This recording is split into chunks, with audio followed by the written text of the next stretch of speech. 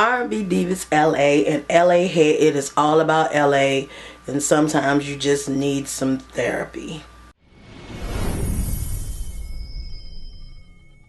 Hey guys, what's up? It is your girl Lock Looney Tune, and let's get it started with R&B Divas LA as usual, and moving on into LA hair. So I mean, you know, I'm not going in any kind of order whatsoever. I'm just trying to knock out the highlights because this episode was pretty much based around the situation with Shantae Moore and the whole ladies anthem thing. Like, they're not even talking that much about the whole Puerto Rico project. The storyline has somehow changed and switched over to it's all about Shantae Moore and this one little track single thing they got going on. The ladies are having a problem with agreeing to disagree, I guess, if that's what you want to call it, because Chrisette Michele, she wants everybody to go to therapy about the situation because she thinks they have, you know, like unfinished business with what happened with the Diva Logs. And I'm sitting there thinking, okay, hell, why are we still talking about the damn Diva Logs? Like, that was last season, last year, long time ago. So why the hell are we still talking about that? Chrisette Michele wants them to undergo therapy or sit down and talk it out, quote unquote. Now Leela James was like, quote unquote, kumbaya, we don't need to be doing all that because all she wants to do is make some music, which is, I feel sort of kind of that way a little bit. Like, I'm like torn in between the two because I do think that some of them really do need some therapy, and then I think there are some of them that may not need that. They just want to get out there, do their work, and move on. Like Michelle A, yeah, I think that's a sister that does need some therapy right now. She's going through something with the whole suicide situation, and she did this whole, I mean, I seriously thought, no joke, I seriously thought that homegirl was going to break down in front of the support group that she was speaking in front of.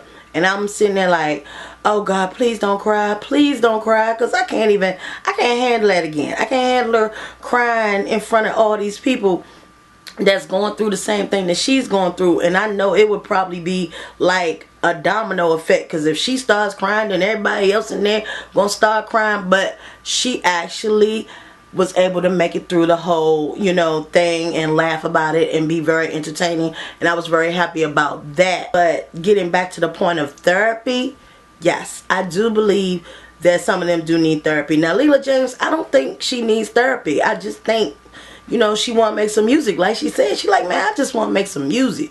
Can we just get in the studio, do what we gotta do, and call it a damn day? You know, she's very, you know, at a conflict with Chrisette Michele, because Chrisette Michele wants everybody to come together and she wants the air to be nice and clear, and I understand that situation as well. But when she said she said we could even call Kelly and get Kelly in on this, I was like, no, don't do that. No, I don't even want to hear her name. No, I have an issue with that myself. I ain't even on the damn show. I just don't want to see Kelly. I don't want to hear about Kelly. I don't want her to be a part of any of this. I was just like, hell no, no. So she's talking about this with who? With Michelle A and with Claudette Ortiz and Leela James and stuff. Now the thing about it is Lil Mo is somewhere else. You know, she's in the studio trying to do her single, trying to work on some things because, you know, her situation with her and her soon-to-be ex-husband, you know, that is the person that she's been working with. So yeah, she's over here trying to get her single and everything together. On a side note, yes, I do like the single that she's getting ready to come out with. Hopefully she, you know, gets that together because I did like the sound of it. Now Shantae Moore, the person that this is really kind of centering around, she was nowhere to be found. Personally, just like Chrisette Michele said, I think she was avoiding the whole situation as far as talking to them and everything because she knows she did wrong. She know she was in the wrong for asking them girls to do that stuff,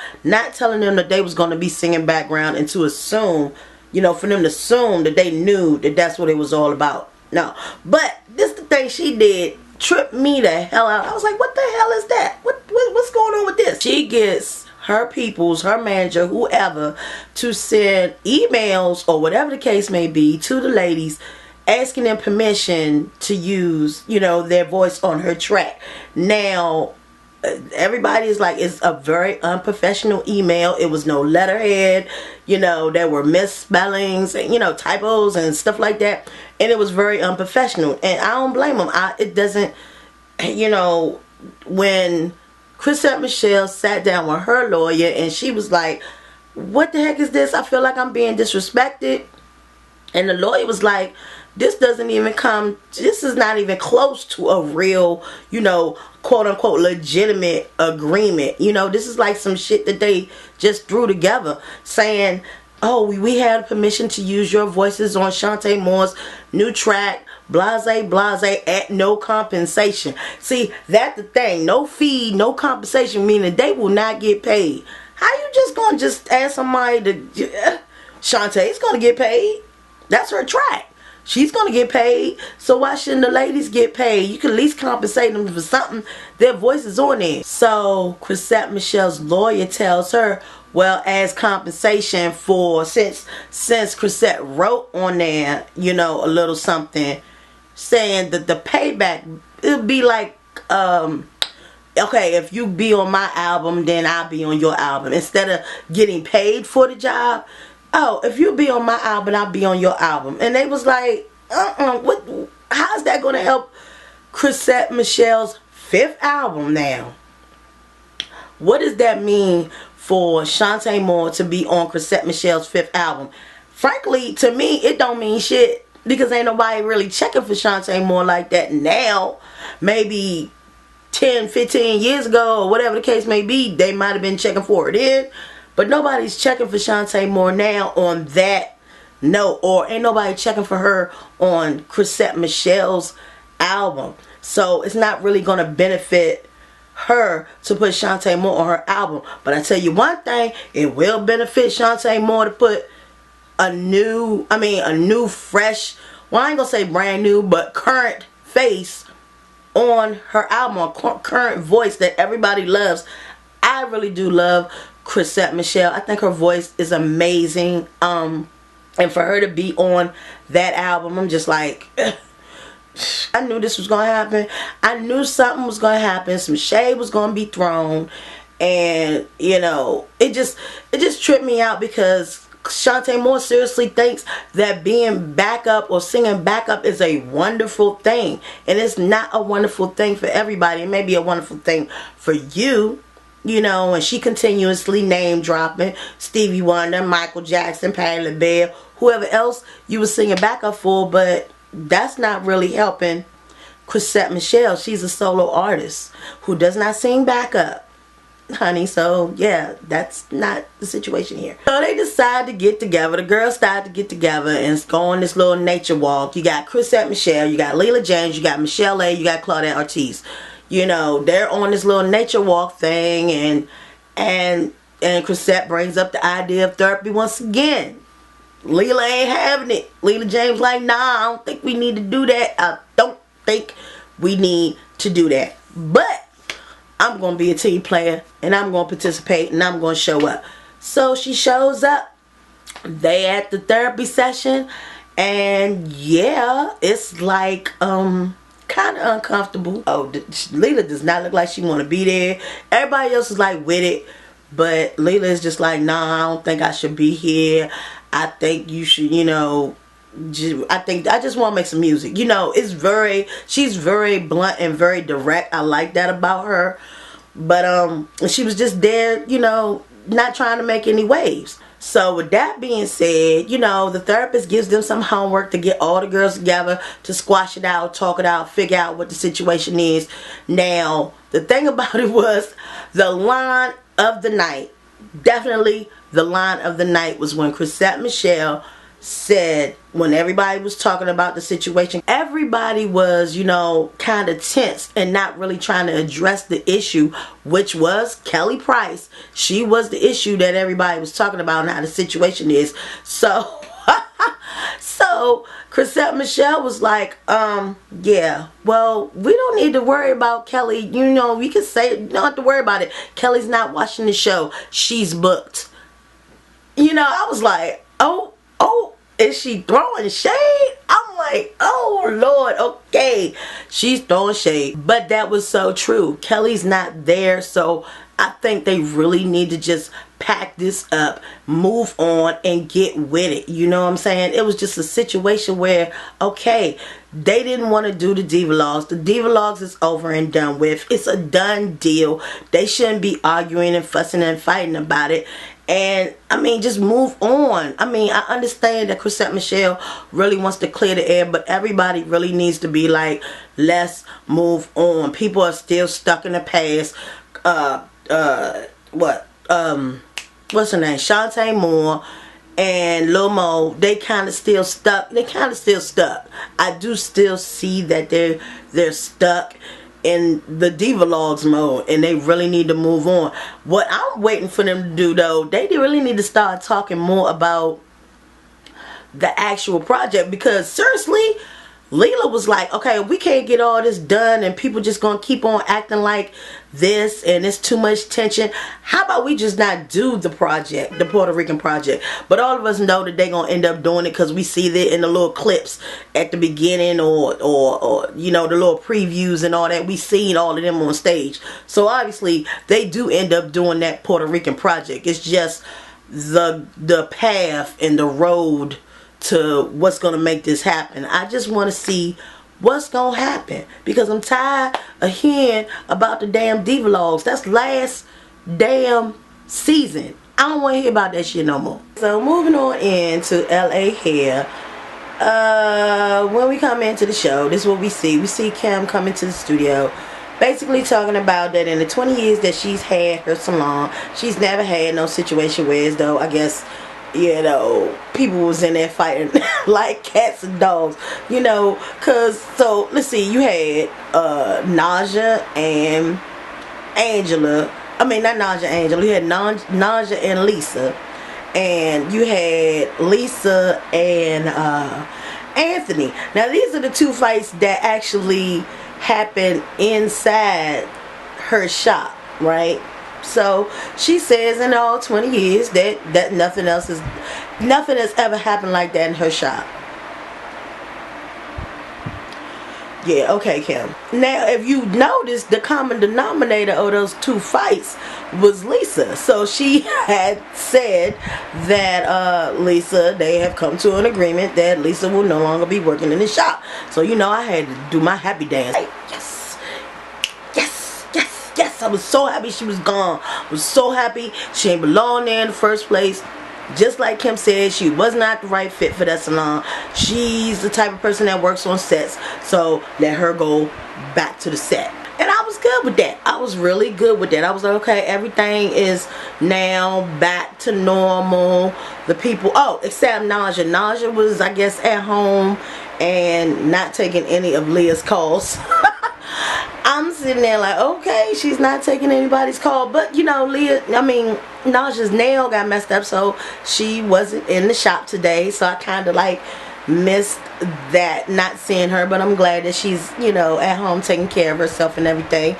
And hope to see her next week. So moving on, we see, I guess the guest star of this episode was Sanaa Lathan. You know, I love her. I love her in all the, you know, movies I've seen her in. And Kim was doing her hair, and it was just, you know, one of those sit down sessions where you talk, do hair, and call it a day. Anyway, moving on. So back in the salon, you have, you know, these little pageant girls come up into the salon. And you know, that is not, and y'all know that what goes on in Kim Kimball's salon is really not a place for a kid. You know, the conversation in that salon can be very racy, but you know, I'm kind of proud of them because they all kind of kept it together. You know, Anthony, you know how Anthony and his mouth can be, and Dante as well. You know, Dante already stated that he don't like kids. Don't like kids. He was like, nah, they make me itch. You know, they make my eyebrows itch. He was not feeling the children. Terry, sat there and said, yeah, I love kids, the kids love me, but the girl that was sitting in his chair was not feeling him at all. So they was just getting a little patch of hair done, the very, very big old hair that, you know, little kids need for the pageant, and they put on a little pageant fashion show for them at the end of the day, and it was really, really cute. A cute, you know, side to the Kim Kimball's experience, I guess, if that's what you want to call it. What the episode was really about was, oh my god, the Bronner Brothers show that Kim had to do, and she had all these stylists from Atlanta. You know, this is all a setup. All this was just a setup because Kim is getting ready to start a Kim Kimball Studios. She's getting ready to open up a Kim Kimball Studios in Atlanta. You know, Leah's not feeling it. She doesn't want her to do that.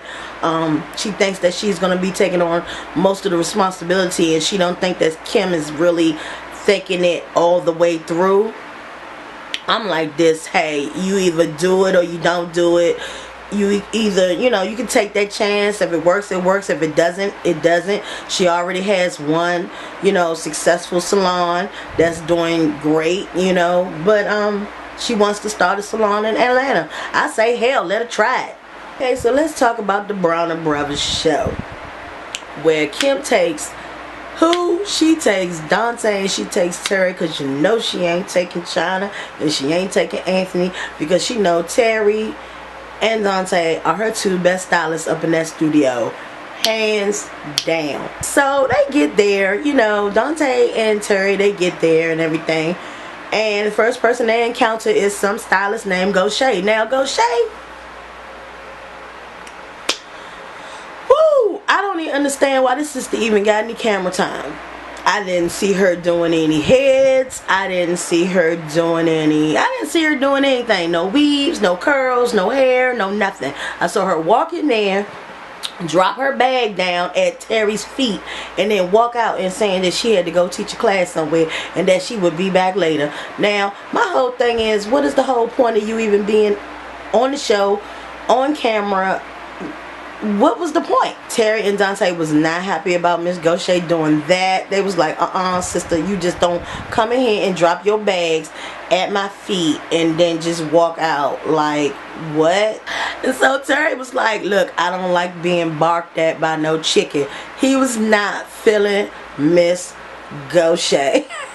So then here comes Latoya. Now Latoya is the woman that worked with Dante before in Atlanta. Last time they did the little pop-up salon in Atlanta, Latoya worked with Dante where they did the weave heads and everything, and the weaves, and they was just weave flowing everywhere, and yeah, they kind of like worked that challenge that day. It was really all about him and Latoya. So he was very, very happy to see her, and she came with some other chick. I don't know what the other broad name was, but yeah, Terry wasn't feeling the other girl that, you know, that came with him and came with Latoya. He wasn't feeling her because she was trying to do her hair during the show and everything, and then Terry was just, you know, Terry was just doing way too much. He was all up in everybody's face and all trying to tell people how to do this, how to do that. And these are professional stylists, Terry. I mean, just because they don't do things the way you do them, sweetie, don't mean that they ain't doing it the right way. And so he's like, well, I'm just telling you, trying to tell you, you know, a quicker way to do it. And she was like, no, I'm good. No, I'm fine. And then Leah is like, Terry, and you know how Leah is, Terry, she's trying to tell you to kind of, you know, she's trying to, in a nice way, she's trying to tell you just to leave her alone. Terry, can you go leave her alone? Now, on another side note, I'm looking at all these girls that's coming up in there, and Dante is really like peeping all these women that's coming up in there, and he's just like, why they got so much booty? Like, their booties are so big. Now I'm sitting there like, Dante, ain't you gay? Now my thing is this, are you gay or are you bi or what? I just want to know, because you know, you got that whole situation with you and Naja. And it is apparent that Naja is a girl, but it is definitely apparent that you are definitely definitely of the gay persuasion. You know what I'm saying? So I'm sitting there like, okay, so what's the deal, Dante? You like women too? I just want to know. You know what I'm saying? Inquiring minds would like to know. And you know, they're doing hair, getting all set up and everything. They braiding hair up and all that. And then, you know, Kim comes in and she's like, oh no, this don't need to be like this. I didn't need this to be like this. And Terry is saying, well, why does Kim always do this? Why does she always come up in here and tell us to do something one way, and then when she get here, it's a different story. She tell us to change it back. Terry, that's how managers do. That's how owners of places do. That's just how people do. Getting back to Terry and his shade throwing. He's constantly throwing shade. It's all up and through the hair show. They trying to do hair. Everybody trying to do what they gonna do. And Terry's still up in everybody's damn face, trying to tell everybody everything. And Dante is just like, damn, Terry, why don't you shut up? Stop talking now until you be quiet. You know, all you ever do is just tell people what to do and this, that, and the other. It was just nerve-wracking. To me, it was nerve-wracking. Okay, so in the midst of all this, Kim is having a breakdown because everybody is pressed for time and stuff like that. So then Leah approaches her and tells her, oh, well, you have an interview. You're gonna have to give your stylist, you know, last minute instructions. And she's like, I don't know nothing about no interview. Now, my whole thing is that there is seriously a lack of communication within this business. You know, Leah's supposed to be the manager. She's not telling things to Kim. Kim's supposed to be the owner. Kim's not telling things to Leah. It's just really, what's the word? Unprofessional? I think that would be the word. You know, I mean, they all do hair wonderfully. You know what I'm saying? Like, everybody does hair really, really good. You know, but there's more to a business than just doing hair. And I'm pretty sure she wants, you know, to start this business in Atlanta. But if you're not hip to what's going on and you don't know you have an interview and things like that, you just can't just put on a show and not know the business sense behind everything. It kind of makes people a little weary about, you know, participating in your business or investing into your business or anything like that. I'm sitting there and I'm watching, I'm just like, okay, Kim, every time some things go on, you kind of fly off the handle or get a little flustered and get a little emotional and you break down. And that's not the type of person that needs to be running a business. But you've been running this business for 20 years. So obviously you're doing something right. My thing is, if it's not broke, don't fix it. Just continue to keep doing what you're doing. You know, you're getting ready to take on something new. You're getting ready to do a business in Atlanta. And, you know, Atlanta is not LA. You know, all these, you know, stylists in there, they're like, okay, yeah, this is not LA, this is Atlanta, and you know, ATL, they do it a little bit differently and blah blah blah. So in the end, everything comes together, you know, as usual, and you know, the show goes off pretty much without a hitch. The only thing, I'm looking at Terry, because Terry is like, still, you know, the show is about to be over already, everybody already done, and Terry is still throwing shade. He's just like, well, I know, you know, we in ATL and all that, but why is everybody's hairstyles like this? Like, why is everybody's hair tilted to the side? Can't they do anything straight up in Atlanta? I'm like, Terry, why must you throw shade? I mean, I'll just be like, come on now, why must you throw shade? Why do you think that just because you in LA and you the only person that can do hair, it's not like you was the only one there doing hair. You gotta give these stylists in the ATL some kind of credit. Really, you have to. You can't just think that just because they don't do hair in LA that they're bad. Really, Terry. Really. It gets down to the wire and I'm just like, what the hell is getting ready to happen now? Here she go, Kim. She gets on stage and she does her little presentation, and then she makes this announcement that Kim Kimble Studios is coming to Atlanta. Needless to say, Leah was heated. She was mad as hell. She was just like, I can't believe she just did that. I can't believe she publicly just declared that, because seriously what that means is we can't go backwards now. Like, once she said that, it's now actually has to happen. she thought, I guess, that they were still in the more discussing stages and trying to test the water stages. But Kim has made her damn decision. She's like, we're coming to Atlanta. Like it or love it, whatever. Like it, leave it, whatever you want to do. Yeah, we coming to Atlanta, whether you like it or not. You know what I'm saying? So Leah's like, oh shit. So she walks out. She walks out of the damn thing, out of the little convention, out the hair show. She just walks out, and then Dante and Terry are like, what the hell? And Kim, you used to see Kim's face go from happy to like, what the hell? You know, that's pretty much where the whole thing left off at. I'm anxious to see the argument, because you know it's gonna be an argument. You know, next week is gonna be an argument between Leah and Kim about her not, you know, discussing that with her before she made that announcement, and just, you know, flying off the handle and just doing it just like that. So we know that next week is gonna be a big discussion about that situation. But all in all, you know, these two shows this week, you know, there wasn't really no bells and whistles, and you know, every episode can't be drama filled and action packed. It really can't. You know, some of them are just shows to fill in the slots for the season. You know how that go. So until my next video, guys, until my next review, I'm gonna holler at you. Alright, guys? So till then, peace.